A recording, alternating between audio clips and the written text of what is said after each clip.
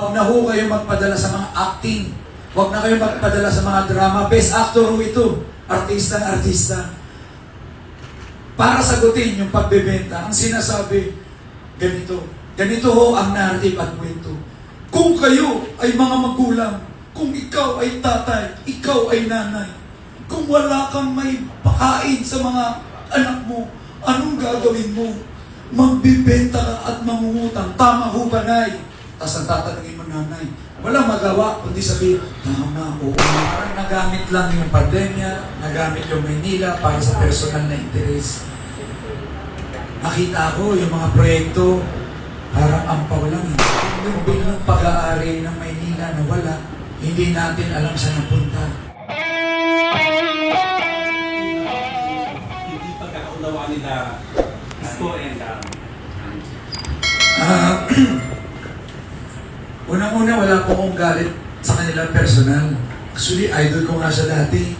Akala ko kasi, kagaya ninyo, akala ko rin magaganda yung mga proyekto.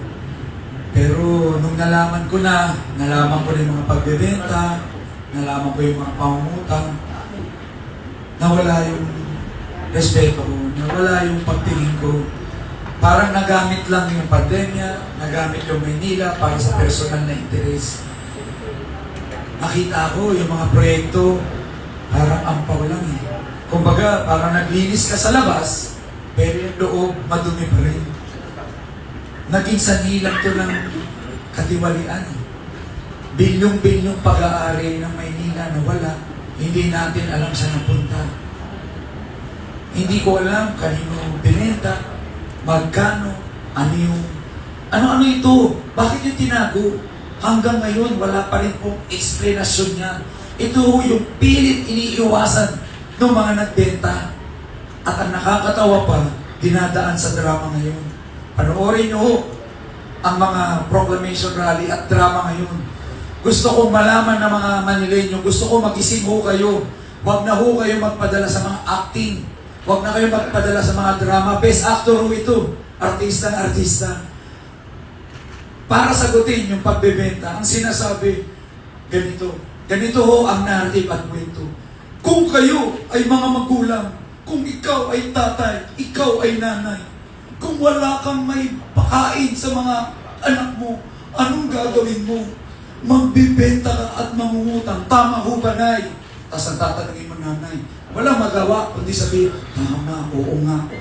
Pero alam niyo po, kung ang alam niyo lang ay mangutang at magbenta, wala na akong mangyari sa Maynila.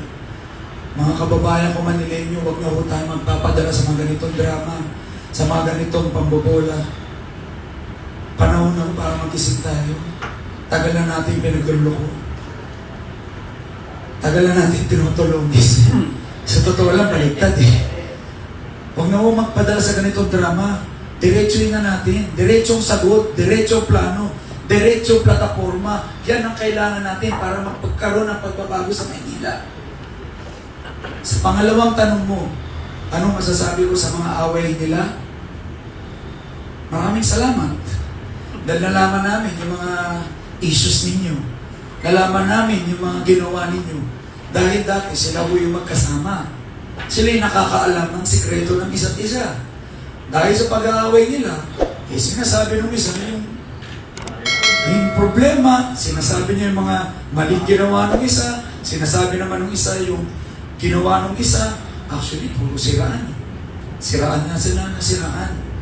Kung sila hindi nila maayos yung mga sarili nila at ang grupo nila, paano nila ayusin ang Maynila?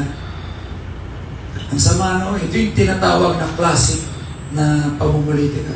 Personal na paninira, pati nga ako nadadamay. Nadadamay na ako dahil naging kalaban na rin ako eh.